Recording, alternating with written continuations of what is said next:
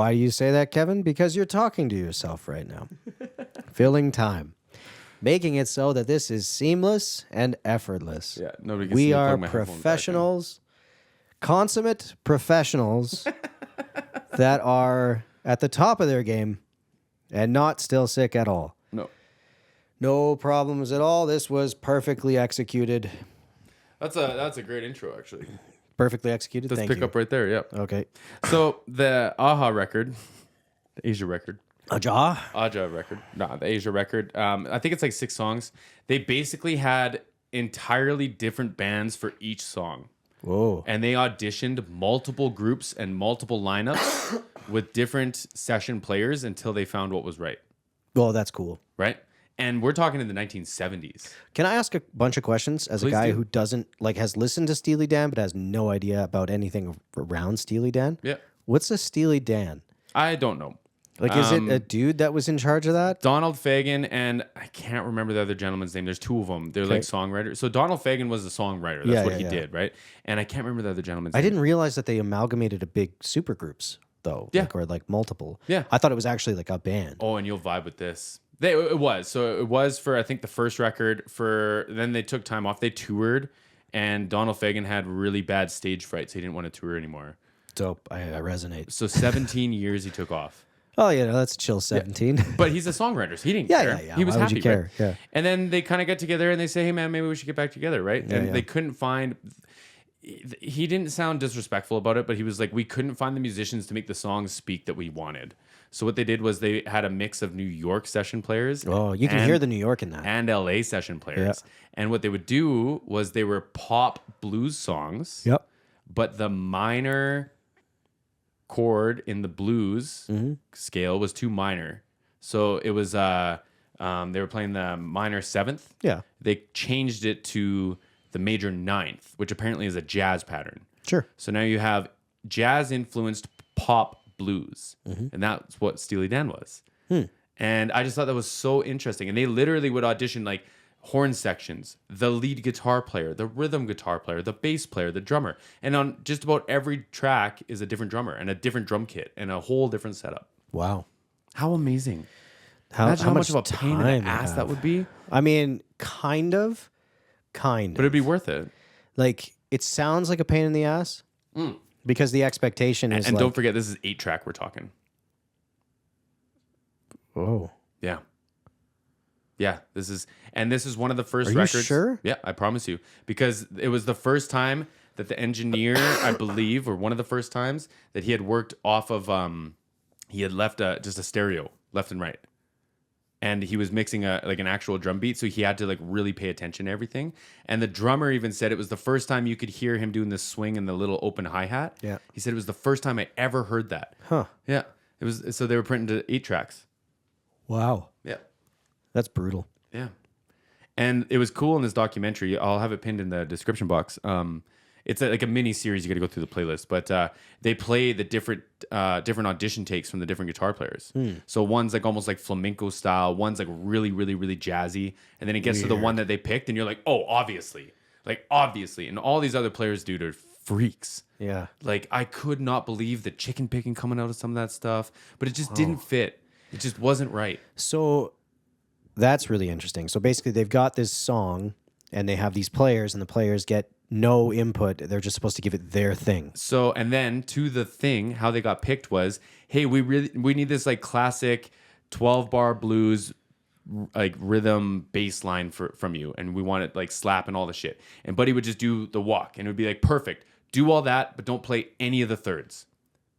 And then he'd be like, but then I can't do the patterns. It'd be like, then start stripping out of it, like just pull it back. So it was like, we want the best of the best, but we're not going to let them let go. Like, just pull back a little bit. And then, so they had sections where the bass and the guitar would be playing the same thing. And then a lead player would be utilizing those notes, but playing leads. And everyone was so confused because it sounded like these big open chorded leads that nobody could figure out how they were playing. And they're like, no, it's just 2 guitars. But like big dissonant chords that your fingers couldn't make. Yeah, of you know, course. in this jazz influenced pop blues, right? Weird. Yeah, so it just like it all just came together. Huh. And they just waited and waited and waited, and then they were like, there it is. Okay, so, okay.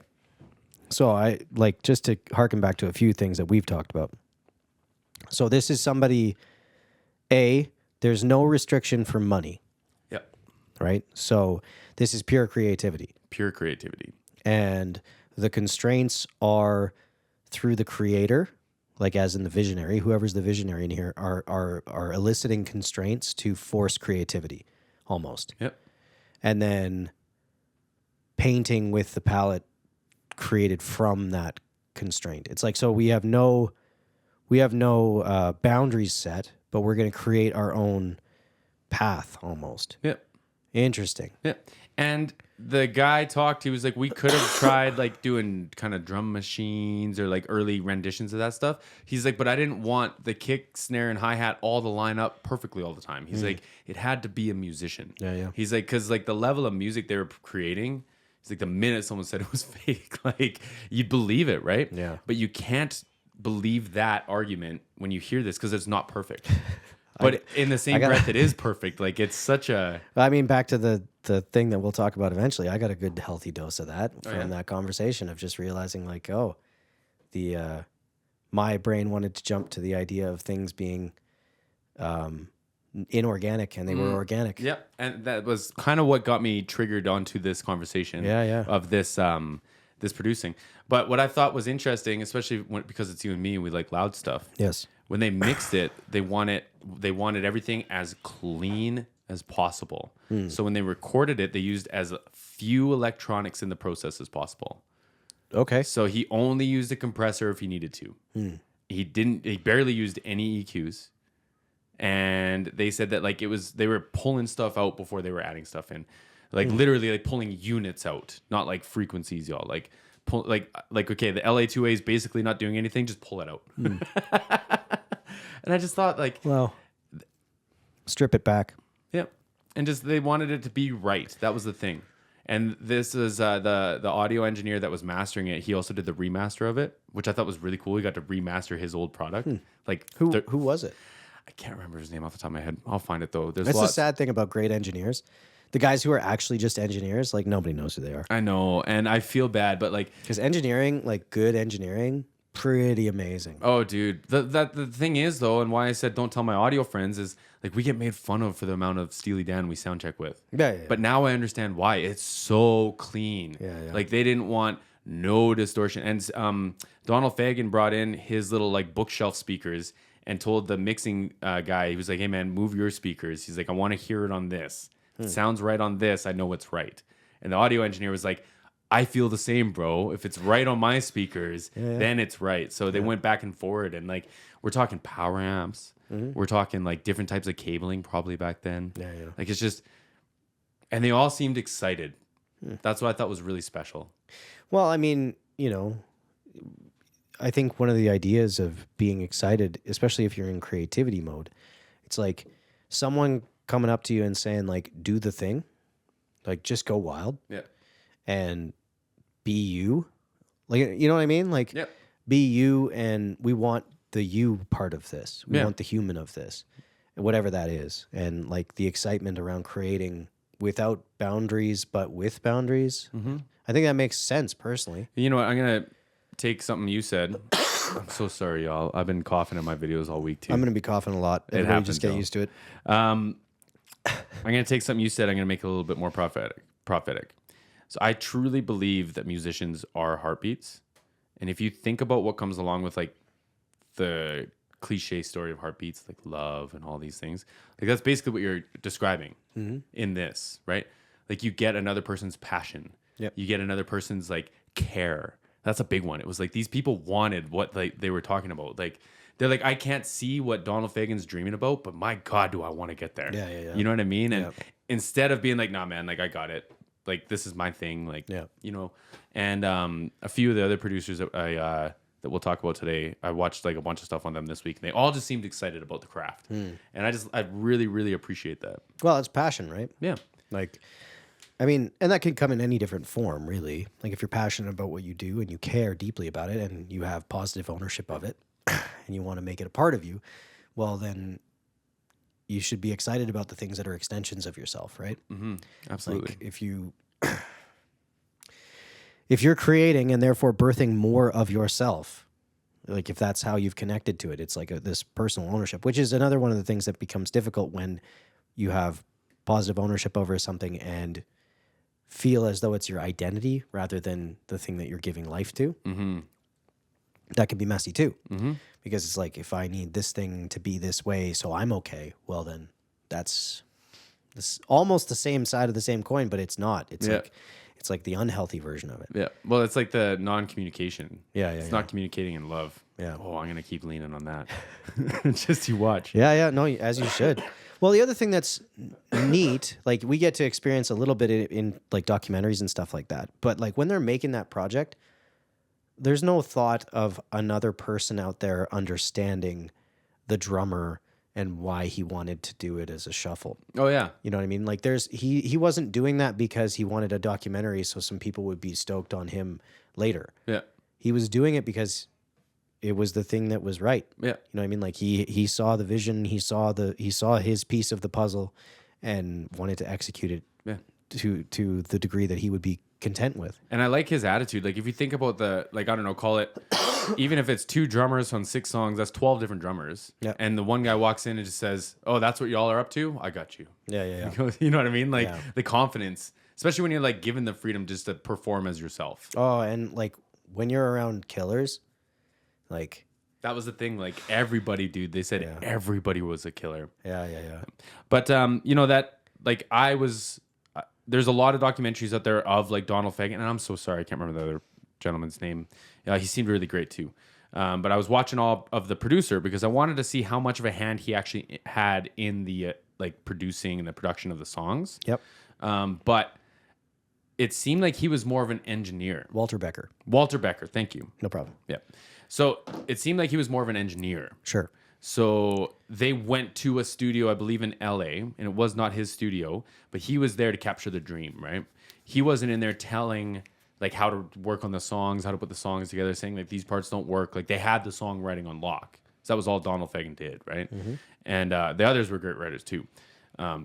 And I believe that there were musicians that said like, hey, you know, like some of these turnarounds don't work. Let's work through these, and they'd sort it out and then track it again, right? Well, and a lot of things that when you're gonna go put them down, like sometimes they make sense all the way up until the time that you're gonna track it, and then all of a sudden you're like, ooh, no, this isn't right. Yeah.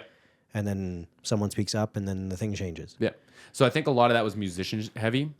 Sure. And then their producer was more of an engineer. So I thought that would be a great place to start with our conversation. With Sure. our actual pod conversation. So I guess like the real question is, a lot of people don't really understand what a producer is, and like how that is like a blanket title for a role that probably has many, many hats. Mm-hmm. It's like a role of personality almost. Yeah. Because like if you're hiring a producer, it's usually for like an outcome.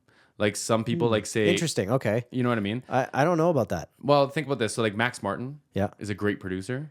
Well, Max Martin's the songwriter. Or, though. yeah, but he does producing too, I'm pretty sure, doesn't I'm he? sure he does, but that's the tough thing about the name producer, right? But that's well, anyway. So my point stands that if you're hiring Max Martin, you know what you're getting into. Sure. You know that you're going there for like a top 100. Yeah. You know that he's gonna probably have a lot of ownership in that song, or like a lot of hands in that song. Yep. And you know that you're probably gonna have to trust him, and that's why you're going to him. Yeah. And I'm not saying that he's just gonna tell you what the right way is. Yeah. But I'm saying like he's done this so many times that if you're going to Max Martin, you're probably just like, this is why I'm coming here, right? Yeah. So that like you have the end goal in mind. It might not be like what song you're gonna do. Maybe you have some ideas, maybe you don't. But like you're hiring because you need that. Yeah. You know what I mean? I think like if you're building a restaurant and you're getting a head chef, you know what I mean? Like you're hiring a head chef for their taste. Yeah. And I feel like kind of a similar thing for a producer. Yeah. Like you're hiring them to get something, but you're getting something with their taste involved. Yeah.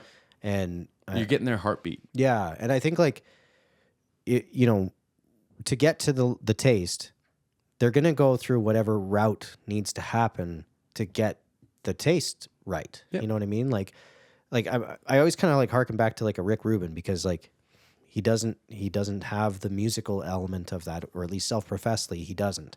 He doesn't know the instrumentation wise, he doesn't know the gear, he doesn't know the engineering, and he doesn't do any mixing or anything like that. So it's like he has to lean into this idea of his taste. And even in terms of like, he's not going to be the guy that says, change this to that.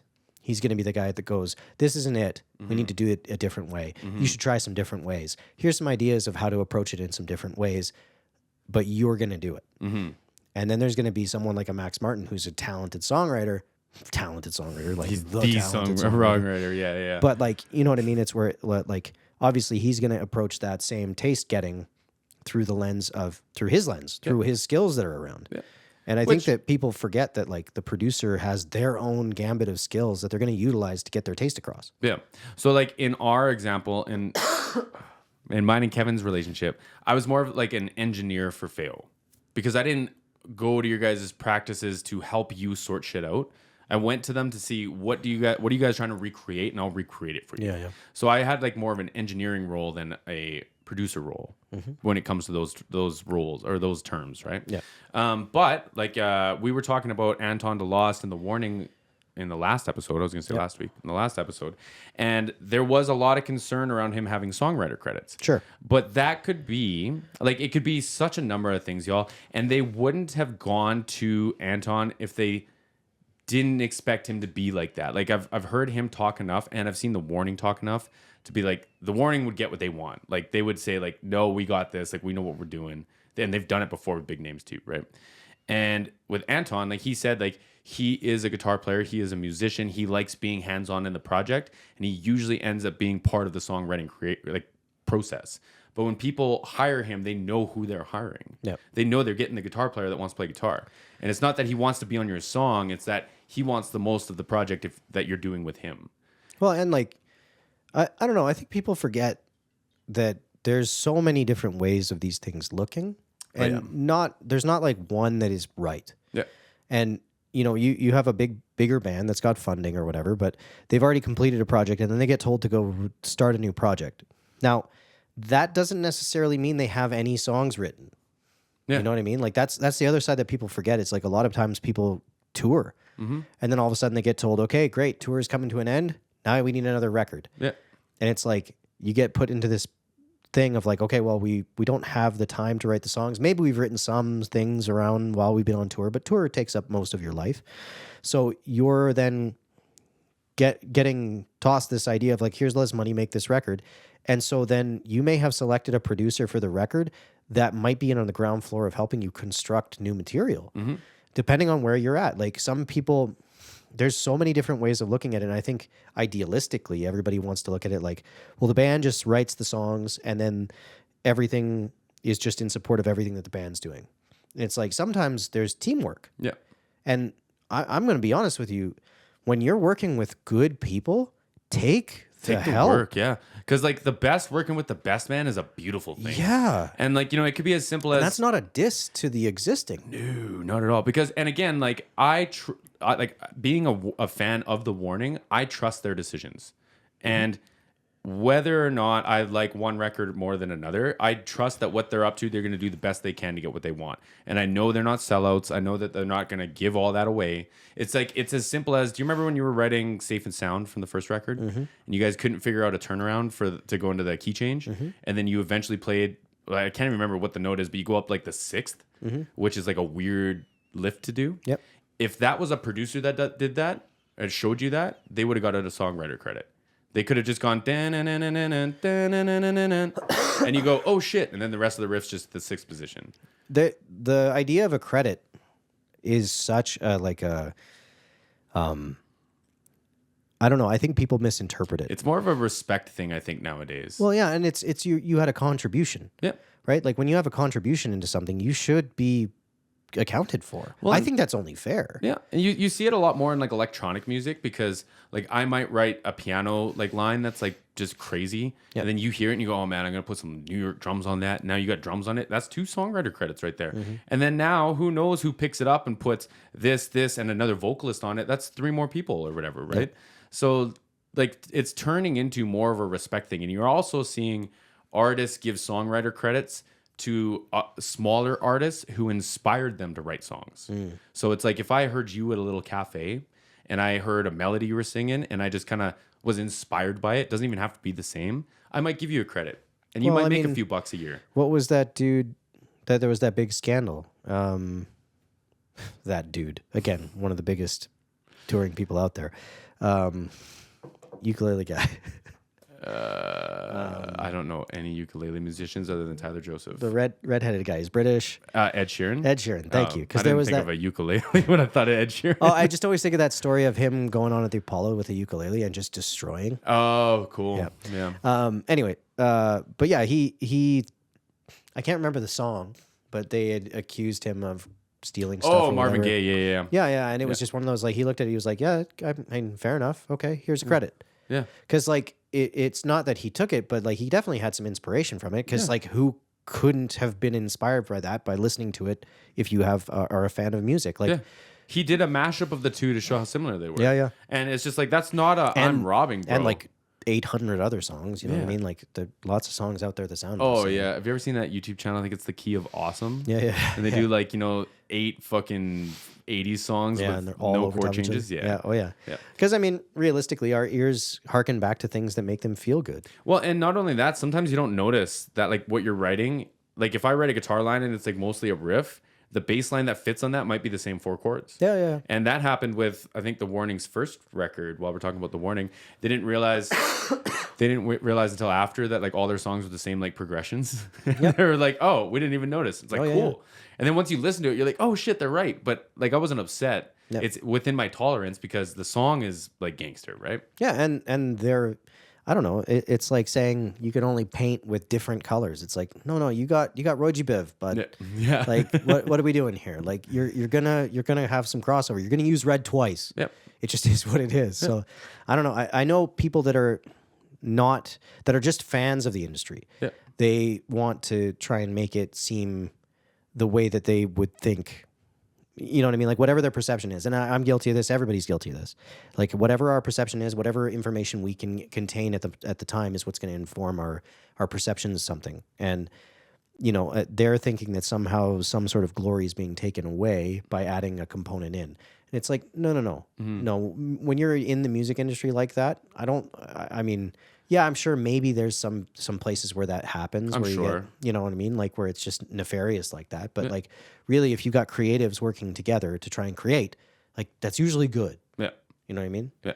And I think creditation would make sense, personally. Yeah, absolutely. I absolutely agree. And not to mention, man, it's like, if I'm spending, like, however long it takes to make a record, like a weekend, if I'm lucky, like one song, I mean. Sure.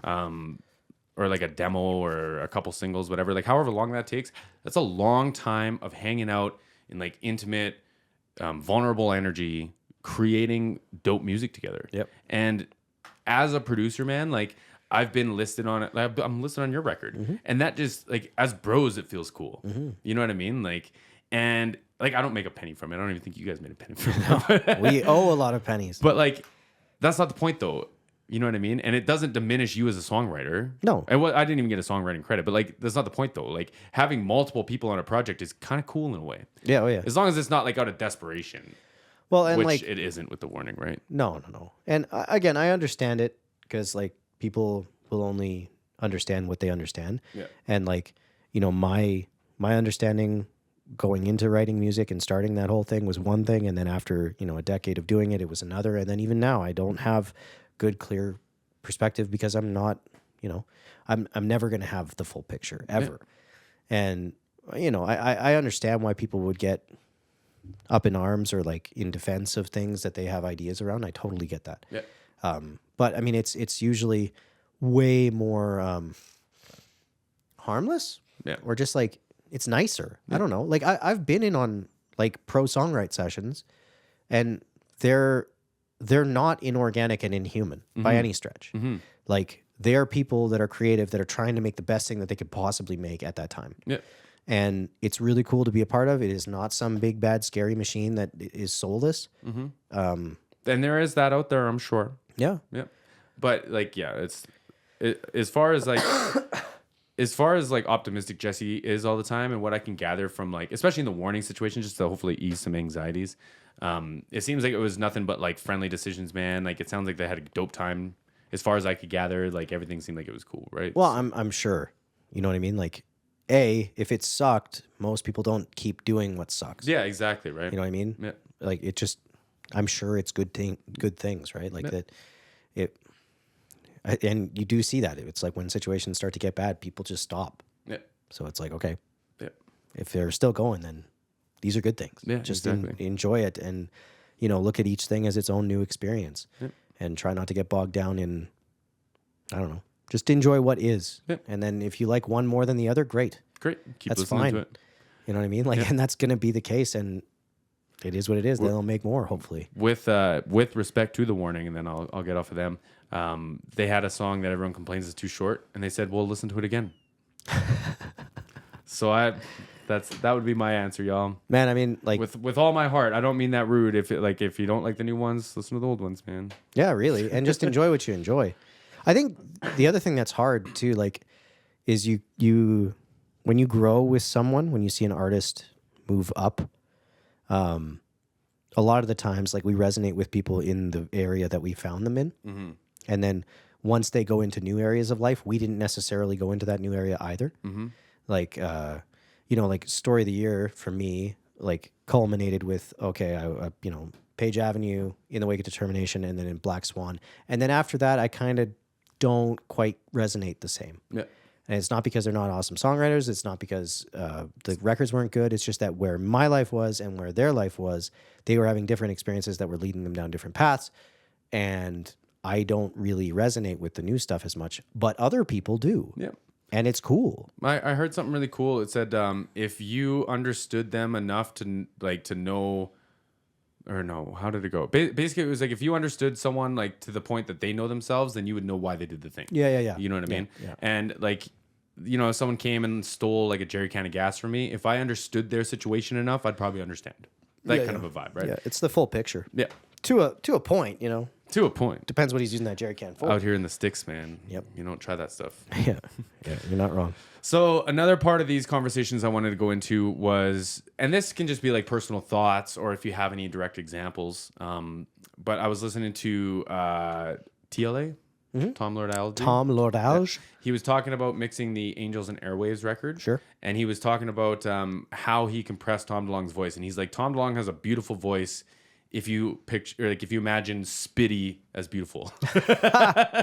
And he's like, awesome. He's like, I need that energy to come out. So the first video I watched of Tom was making smooth vocals. This one he had comp 20-1, like 100% reduction. Yep. And you could just hear, but it gives the record a certain energy. Yep. And I went out of my way to find some good covers of the song where they didn't approach the vocal the same, and it's just not the same. Yeah. And people sound damn near just like Tom, man, and it's just not the same.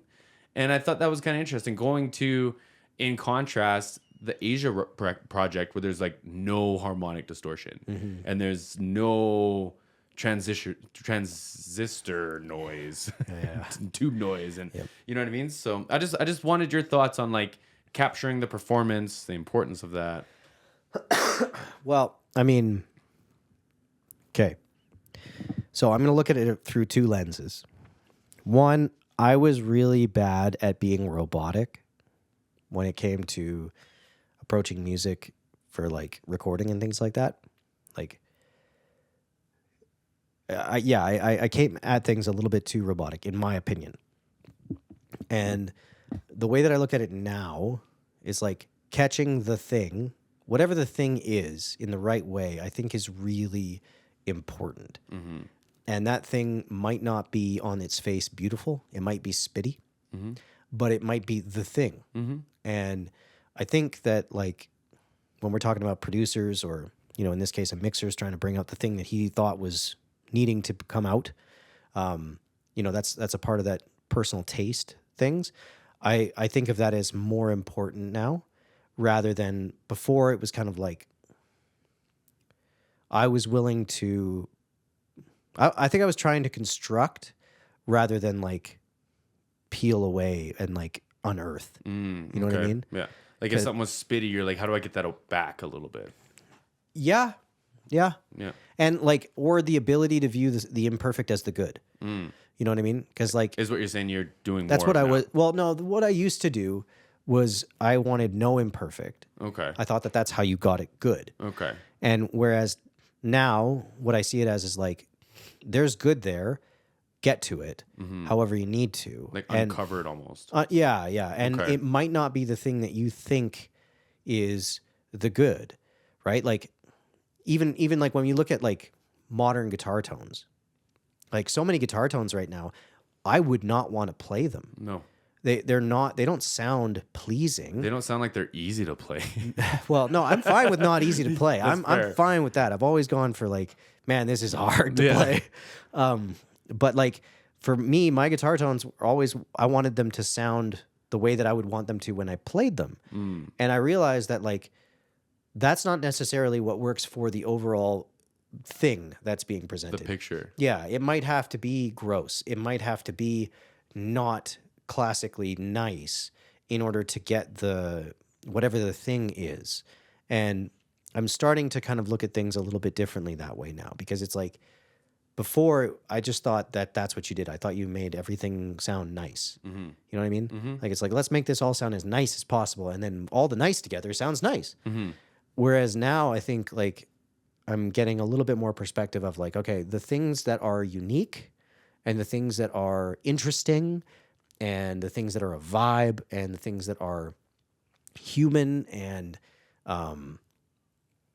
all the stuff that like are intriguing, all the character, all the interesting, I think is probably the things to like look at the overall picture, find the thing that is like, wow, that's interesting, or wow, that gets my attention, or wow, that's that is unique to this situation, and bring that to light, and don't present it poorly, but whatever that thing is that makes you go, man, this is cool, take that and put it forward, rather than just going like, what is this thing? Okay, I'm going to make it as nice as I can make it. And I think I have to kind of like, personally, I think I need to shuttle away from the idea of like the nicest thing is the best thing. You know what I mean? That's interesting. Because like, I don't think that's always right. And like a Tom DeLonge's a great example of that. There's nothing on paper that says that voice is the voice. Yeah. There's nothing on like Bob Dylan. Yeah. You know what I mean? Like there's nothing that we look at classically and go like, yeah, this is the thing. But there is. There's something to and it. there's the evidence to like, and the dollars to back it. Oh, man. yeah, Like there's man. something there. Yeah. So you find the thing and bring it to light in a way that people can go, yeah, what's going on That's here? what makes him unique and bring it out, right? Yeah. And like because like a part of that was that Tom's vocal was recorded really good. And when I heard it, like, because he played like the dry track at first, and it almost sounded too like low heavy, and like I don't know what mic they were singing into, but it almost sounded like it was so much. It almost sounded like the capsule of the mic was clipping. Could have been. And so first thing he does is slap an SSL on it, roll out the bottom end, and then he just compressed the absolute piss out of it. Yeah. And it was really cool. It really, it made me go back and listen to all my old mixes and go like, in that same one I've referenced a couple times, that Siren one, that one could have been spitty. And I made it smooth. And I'm like, shit. Yeah. But it's just like, it's tough when you're trying to create or like original art, because I don't know what the final picture is. Yeah. I don't know what the reference is. And you can tell me, hey man, I like the sound of this record, but that doesn't mean that the vocalist was doing the thing that you want for this, right? Yeah. It's like, it's just, Well, it's hard too, because like, I think there's mixing with your brain and mixing with your heart. And which is outside of mixing with your eyes and your ears. yeah.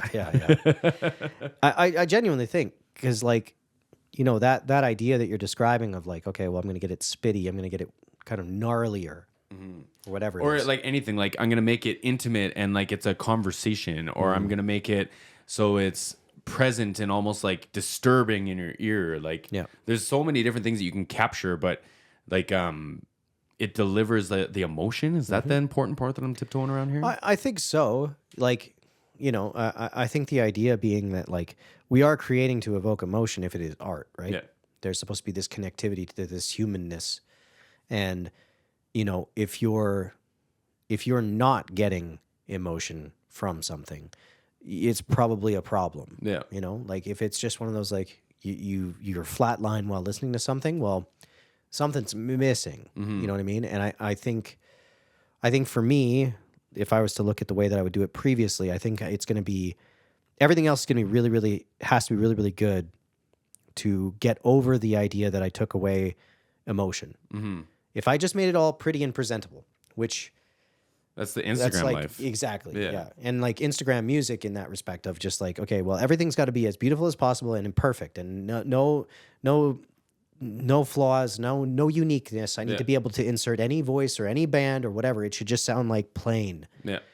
I think that's completely wrong. Oh, me too, man. I want to be offensive and intrusive, and not in like the language and like being like rude and vulgar, but like I want, like, when the song comes on, you go, like, you stop in your tracks. Like, what was I just doing? Like, that's what I want, right? Well, I think that would be human and authentic. Yeah. Rather than fake and inhuman. And, Absolutely.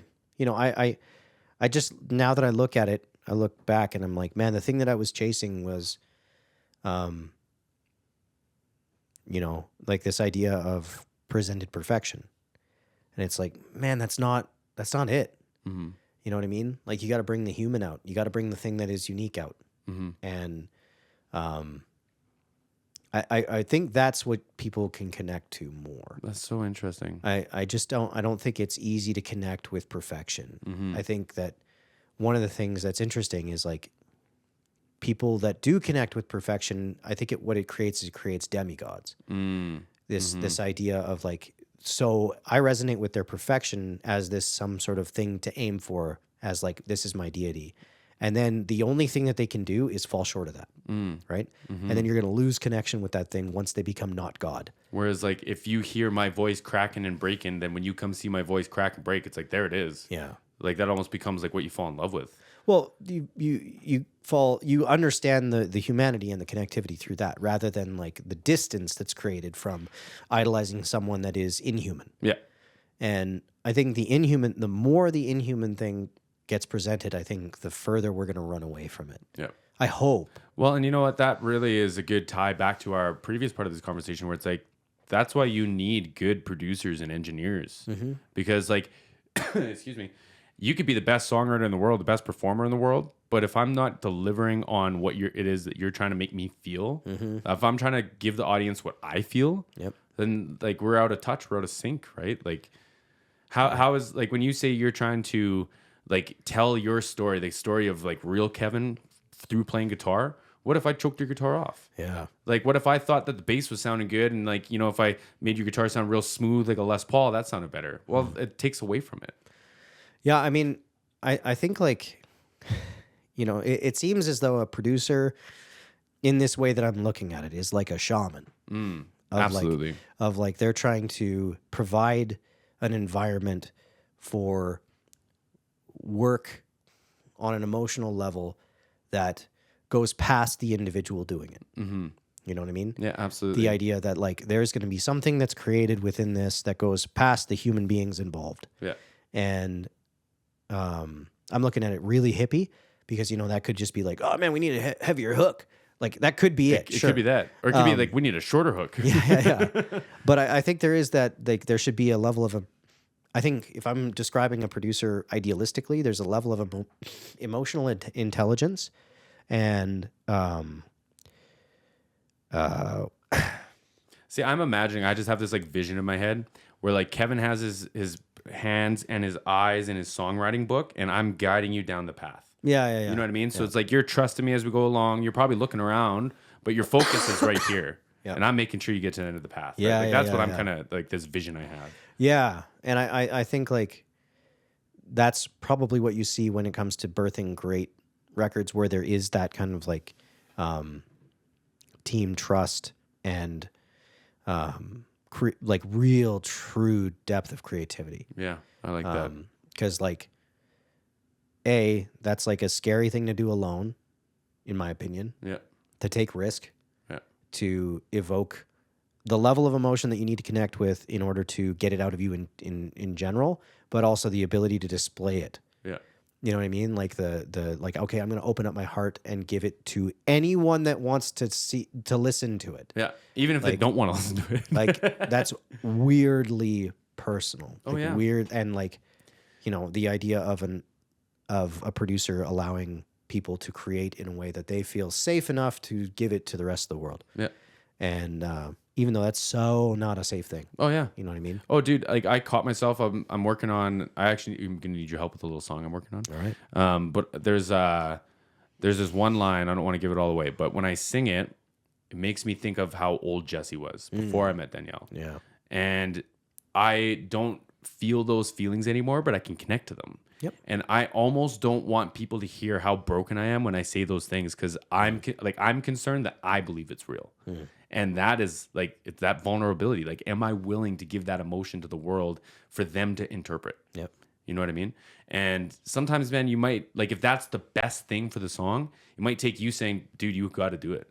Like, you made me connect to that part, and I've never felt that feeling. And that's what you want, right? Yeah. So That's, I mean, again, I think a lot of people will have these views of producers or any of them, like the behind the scenes or the infrastructure that supports music in general as like an art form. yeah. I think they'll want to see it as inhuman because I get it. It seems It's the Rodney Radke using some tracks and people being upset about it. Like, everyone wants it to be doable or reachable, or I mean, I think everybody wants it to be like, I think that they view all of that stuff as like the man. I gotcha. You know what I mean? Yeah. And the artist as like the, Pushing against the machine. or at least the connection to themselves. Yeah, that's Right? fair. Yeah. Like, and It's the manager keeping you safe from the district manager or whatever, Yeah, right? Yeah, I yeah, got yeah. you. Yeah.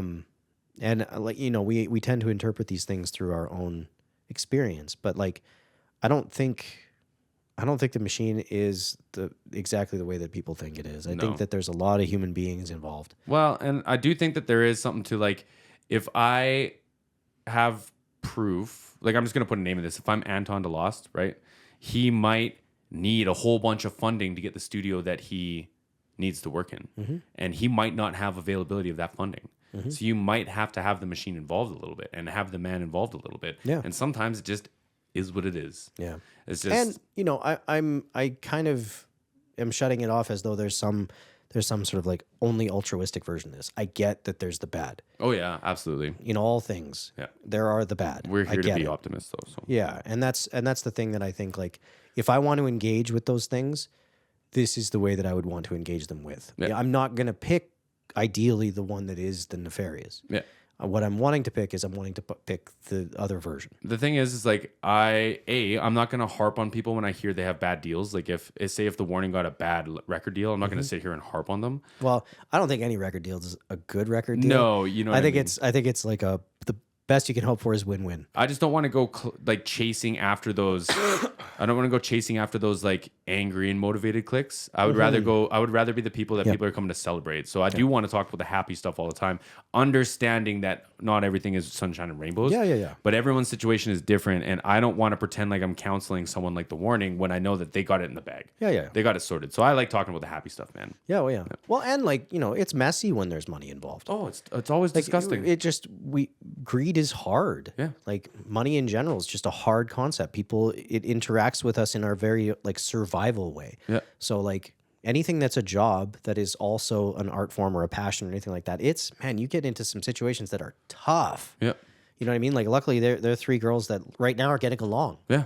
But what happens when all of a sudden they want to pay one of them more, or they want to they want to negotiate two out of it, so that there's more emphasis on one in the next contract, or like whatever money thing comes along that adds strain to the relationship, like, yeah, that's hard, It's and really those will be tough. really difficult things to walk through. Especially because like all when things someone are. comes up to me, and this is just totally hypothetical, but they say, "Hey man, we really like your podcast. We're gonna fund you. We're gonna give you $100,000 a year, but you got to get rid of that co-host of yours." Sweet, And it's just like, take the money, bro. No, but that's one of those things where it's like, that's a tough situation to be in, Of right? course, Like, yeah. It's like, and I'm glad that I'm not in that situation. Oh, same, bro. I'm Like, glad that's- those aren't the decisions we're making. Yeah, it's hard. Like, those are difficult things that, like, luckily for me, I've always been pretty clean when it comes to understanding what is business and what is personal. Yeah.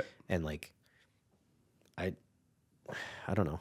I don't hate anybody Sometimes that it makes is what it business is, right? decisions. Like, Yeah.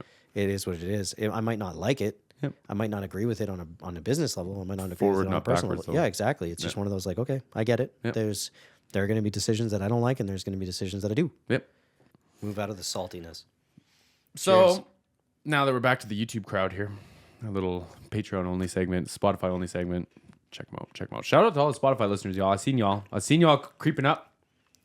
I also seen y'all leaving some feedback, and I appreciate that. Someone said, "Don't put captions on the shorter clips that I'm doing," and I went, "Good thinking." So Okay. I appreciate you. I always listen to everything with closed captions, so I just think that it's my player. Yeah, I think like if as long as you have the option to like say yes or no, that's Yeah. cool. But like just having it baked into the video is Yeah, fair. yeah. Cheers, bro. How was it? Um, We just ate a whole bunch of snacks on Spotify and Patreon, y'all. Just so you yeah, know. we did. Yeah. This is Oh. really nice, actually. The biscuit in the middle is nice. I'm not a mint chocolate guy, but that's nice. That's good. Not All right. bad, not bad. So, Kevin, why don't you tell the kind folks at home at YouTube how much of a trip your week's been over the last couple weeks? It's been real weird. Really weird. In a great way. But Saturday of last week, so we had released the clip of the podcast like Thursday or Friday or something like that. Yeah. Something like that. Where we were talking about David Bendeth and Anton. The Lost. Yeah. Saturday morning, I noticed on Instagram that I got a follow from David Bendeth. With the blue check, y'all. Yep. And which I was like, whoa, that's weird. He didn't know what to do, so he called me. Yep. Yep. Which was like really unnerving, to be honest with you. Because then I was like, oh man, what did I say? Immediately, I was just self-conscious. Oh, my advice was just to reach out and say thanks for the follow, by the way. Yeah, just to say thanks for the follow, which I did. And then we kind of got to talking back and forth a little bit. I guess his son had seen this. His son's a producer. And Do we know his name? yeah, I followed him too. Okay. I want to give shout outs where they're due, man, because shout out to David Bendeth. And like, I'm going to steal one piece of your guys' conversation, and I don't want to inject. Miles Bendeth. Miles, shout out to Miles, man. Great name, too, by the way. Great name. The one thing he said was that Canadian producers and the whole like love and attention thing, and I just like that has inspired me so much. I've called as many Canadian producers as I could get a hold of and just checked in with them. I didn't say shit to them because again, it's not my story. It's the first time, y'all. I haven't told nobody except for my beautiful fiance. But I just called them and just checked in, and I said, "What are you working on? Just like tell me about it. Like, what are you trying to get at?" And it was so much fun, man. But like, I didn't understand. Yeah. And like it's to the extent that like y'all hooked up, which is like yeah. Well, like, you know, he had messaged me, I had messaged him. When we were talking, he asked if what I was working on, send him some stuff kind of thing. So I emailed him a couple of tracks, one from the Feo days. of Oh, something that we did. dude, back up. Okay, where am I backing up to? Back up. So he follows you on Instagram. Yep. You call me. You send me a screenshot. Yeah. Say you don't know what to do. Or you said, "This is wild." Yeah. And I said, "Well, just message him." And I say, Said thank you. Thank you. And that just be courteous. Be a courteous fan, man. Like, Yeah. don't spill and get all into it, but just let him know, right? And then you're like, "Oh my God, he's messaging me back." Yeah, which So was, go from there. well, you know, I don't know. I don't know what I was expecting, but every time that I'm like, I don't know what to expect, I forget that people are like human beings, and then it's a very human interaction. So we kind of message back and forth a little bit. He just, I had said like, oh crap, I'm now really self-conscious about what I had said. Hopefully I didn't say anything too stupid. And he was just very reassuring, which was nice. And then he had said, yeah, like, love to hear what you're working on. Just want to encourage people that are in the industry. And then later, when we got to actually chatting, he explained a little bit more on that. But so I emailed him a couple of songs. What'd you send him? I sent him Death of an Industry from track? Feo. Unreleased, yeah. Yeah, unreleased. And then 2 songs from the Youngbloods that I had mixed. Just ones that I liked. Yeah. And I really genuinely wanted his feedback. You know what I mean? Like, it wasn't like, hey, I'm trying to impress this guy. It's like, hey, you know what you're doing. Yeah. You should help me. Yeah. Which, like, luckily, that's exactly what I got. So he responded to my email on Sunday, and he said, sounds youthful and aggressive. And aggressive. That should be the title of this email. Yeah. Or And- this email. Yeah, this email. But he had some ideas and maybe a phone call kind of thing. And I was like, oh, that's really cool, because I was going for youthful and aggressive at the time for sure. And I still am. That's my heart, is pretty aggro. Yeah. So yeah, anyways, we had a call. He messaged me that he could call me on Monday. Luckily, it was a holiday here. So, yeah, we called. He called, and we had a really good conversation that was super informative to me. He had some great ideas hearing what I was doing, and he could kind of see. That was the thing that was wild, and you could tell that he's got so much experience in this. I felt like he read the book of what I was struggling with, or like my exact approach. Like it's like he told me, he like looked at the building and said, "This is how you built it." You know what I mean? What a trip. It was really like, oh yeah, Like he just started peeling the layers back. oh yeah, yeah. Yeah. Well, he was just like, okay, so you're a guitar player for sure because your guitars are too quiet. And I was like, whoa. He's like, you immediately think that you're going to be stepping on everything, so you turn them down. Wherever they were right, you turn them down from there. And he was like, you really love drums. Yes. I was like, yes, I really Well, love we drums. love Bendeth. For sure. But he's like, no, you really love drums. You really love cymbals. I can hear that you have a great affinity for the drums. And then he said, your vocal's way too loud on the Death of an Industry one. And he was just like, I understand what's happening. And I think like your other stuff's getting stepped on by the other thing being too far forward. And then he told me some things that are like his tips and tricks of how he would approach those types of situations. And they were super illuminating. Like just like, oh man, okay, yeah, I understand. Luckily, I understood what he was talking about. And yeah, so there are things Well, we that do I'm gonna, stuff like that already, like flipping like sub kicks or face flips and stuff Yeah. like that. It's effectively like the same kind of principle, right? Yeah, really. It's just making like, so the idea being is like finding the right way to make space. I had just never thought of, and like what I had said to him is like most people, when they're trying to find space for things, they grab EQs. And he was like, yeah, but EQs add noise. And I was like, of course. Yep. Of course, the more that you do that, it's adding, not actually taking away. Well, what are you sacrificing when you're trying to add something, right? Yeah. Yeah. And you really can't then, you just can't get the desired end result. It's kind of like the input was wrong, so you can't get the output. And yeah, it was just interesting to hear how he approaches things, how his like mixed philosophy is, like what he starts with, and where he finishes. And like having it well engineered correctly is huge. Oh, I bet. Like before he goes to sit down and actually mix, that thing is engineered really well. Oh, I bet. And kind of is ready for him to approach it. And yeah, then you know he had some thoughts on the stuff that we had talked about, which was really cool. Like he showed me some areas that I was just wrong, and he, Like in what? Let's talk about it. Like in well, one of the ones was the Paramore vocal, yes, like so the Paramore harmonies and if things y'all like that. didn't watch the podcast, go rewatch it. That's gonna be my little tip. Go rewatch it. Well, we, we said they were melodined. Well, yeah, I had said basically that it was a Melodyne track that was doubled and then that it was manually inputted, which like I would have to do that normally if I didn't have an awesome singer like Hayley Williams. And like when he said that, he's just like, why would I do it if I have Hayley Williams there? Yeah. Like she's awesome. I think Why don't we he just straight do up it? said that she was a dope singer. So like, why not? Yeah, like that. And he said, you got to remember the era that this was done in. This wasn't as simple as what I had said it is. Probably between like 2005 and 2006 they were Yeah, recording, and then yeah. 7 it came out. Yeah. And yeah, he said 2006, I think, was when that one was happening. But he's like, you know, if you listen to the vocal, it's not perfect. He's like, you go listen to Hallelujah, there's parts of that are out of tune. And he's just like, you know, that you have really great performances and really great musicians, and we did the things. He's like, you just have to use a little bit of logic and remember what time it is. And he's like, I understand why you would jump to that now, because that's like what everybody would gravitate towards to make it simple and quick and easy and all that stuff. But he's like, that would have taken forever if we had tried to do that manually. He's like, it's way better to have the people there and do the thing.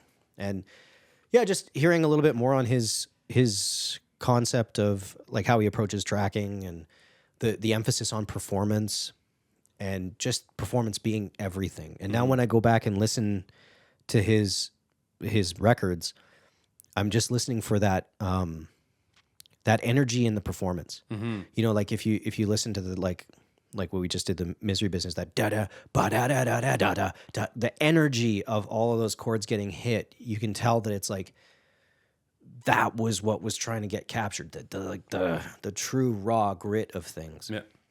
And getting to hear it from the horse's mouth of like, hey, this is what I put emphasis on. This is what I'm trying to get. I'm trying to get things to make you feel. And it was like, whoa. I just felt like like such a novice, which I am, obviously.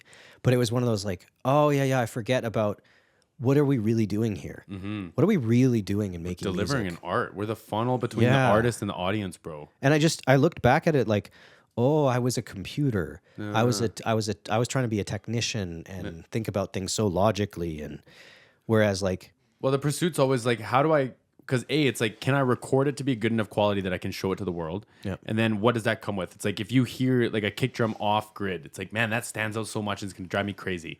So then it's like the pursuit's like, how do I get it on grid? How do I get it on grid? How do I get it perfect? And like you said, how do I get it clean? How do I get it pretty? All these things. But then have someone tell you that you don't need that. well, I think you need genuine. Yep. And yeah, just the idea of evoking a feeling. I don't know why I don't know why that was so distant from me. Because you thought feelings were a bad thing for a long time. But that's for another conversation. Touche. So I do know why. I got you. No, you're not wrong. Like, that's where I was trying to present the perfect thing. Well, and that's where the young and energetic thing is like really the compliment. Yeah. Right? Yeah. Because like it spoke through even though I was trying to robot it. and that's what you're trying to do. Yeah. Yeah. He complimented my guitar solo, which I was thrilled about. Dude, I've been complimenting you on that solo. Me and David Bendeth, basically best friends. I'm just telling you. If we like the same guitar solo. Yeah, that's how it is. I'm just kidding. I didn't talk to if David. if you like the guitar solo, you'll like the person. Dude, that is a crazy guitar solo though. Thank you. Yep. Well, I had something I never really got to do a lot of because like when we were making records, every time I wanted to do something like that, Wayne would be like, "No, it's stupid." Yeah. And you know the irony of that whole thing, of like, because he was like the top of that, of trying to make it look better than it is. Mm-hmm. You know what I mean? Oh yeah, he was the king of it. The king of like the disc, trying to present the disc. Where's my cookie? You know what I mean? Settle down now. Well, just like now that I look back at it, is like, oh, okay, I get it. Mm-hmm. That's literally what he was trying to do. Mm-hmm. And I, you know, when we think that that's the way that you get success, or what the real winners are, all these infallible people that don't make mistakes. It's like, no, the best of the best fail up. Mm-hmm. They learn from their mistakes, and they get an understanding and a betterment and a competence from the fact that they've made the error and learned the lesson and move forward. Mm-hmm. And you don't get to get better at something without making mistakes. And you're going to make mistakes in whatever the thing is that you're doing. Yep. And yeah, I don't know. I just, looking back, I understand now, looking back at it more like, okay, well, I was trying to do the Instagram life of music, really. Yep. Like it was at a time when that was really hard. Yeah. Yeah, I don't know. Now that I think if I were to do it again, or do anything again, I would try and get myself to center around the idea of like, what is it that I'm trying to convey as a feeling? Yeah. And do I feel it? Yeah. You know what I mean? Yeah. Like that's one of the hard ones for me. It's like, do I feel this from listening to this, or did I shut myself off by doing the thing that I wanted to do? Mm-hmm. And I don't know. It's interesting, but I learned a lot. It was not the longest call, but I learned a lot about some musical stuff that was really cool, but B, like the art form side, the perspective of how to approach music as an art, the conveyance of feeling, and like also like the vibe of how I want to be as a person. Mm-hmm. You know what I mean? Like this dude doesn't need like to no do this. gatekeeping. No, like just friendly. Well, and he came up in Canada doing music because he was Canadian, and then it was really hard. Mm-hmm. And it wasn't until he got to the U.S. that he could find like success. Mm-hmm. And that's one of the reasons he said he only does this type of thing for people that are in Canada trying to do the thing, because he wants to be an encouragement, because he knows how hard it is. Mm-hmm. And it was one of those like, man, what a great posture, what a great heart posture to have. That alone inspired me so much this week. Like I've really, really like tried to hone my capacity to talk about production, to try to offer it to someone, because I just want someone, and it's happened a couple times. I want someone to download a DAW and try writing a song, recording it. And I want to be the safety steps for them to get there. And it's happened a couple times, man. It's amazing. It's amazing. But like hearing David Bendeth say that about Canadian producers, it's like I just want to put out like I don't know, like an alert or like something in the newspaper. Like, y'all hit me up, man. What you need? You want me to check out your mixes? Sure. You want to do an interview? Sure. You want to prep for some podcast? Sure. Hit me up. Hit me up, man. And like y'all watching this, toss them my way, bro. Like, no need for like the clout thing. Like I said, man, I've met cool people. This is not my experience. This is your experience. I'm not going to try to benefit off of it. I understand that it has value, but I'm not going to push it as like a marketing thing. Like, it's just more about like love and connection. You know what I mean? Like, Well, and I think like that's ideally the way to approach most things. yeah. It's hard though, Oh, it's super hard, bro. you know? Like, It's hard to like to my situation earlier. It's hard to tell the company to go fuck themselves over their 100,000 because I want to keep sitting here with you. That's really hard to do. And whatever metaphor you put that into, or whatever like kind of situation you assume into that metaphor, it's tough all the time. yeah. Especially when it's something that you're just like, this is something I believe in. And nobody else understands. I used to get told like when I was a live sound guy, they'd be like, well, when you get a real job, then we'll talk. It's like, What are we talking about? man, what do you mean? Like, Yeah. Well, that's the, these limitations that we put on situations, either from our own, I don't know, our own inadequacy or unfulfilledness or sense of scarcity. Like there's not enough. Yep. Like things aren't going to be okay. Yeah. And, I would like to behave that way as much as I possibly can. Just like give freely as I can. Yeah. And because it's super valuable. Well, that's why You know you're what I mean? Like it was like Given. well, I mean that one conversation was something that I never thought would happen. Doesn't that make you want to go give that to somebody though?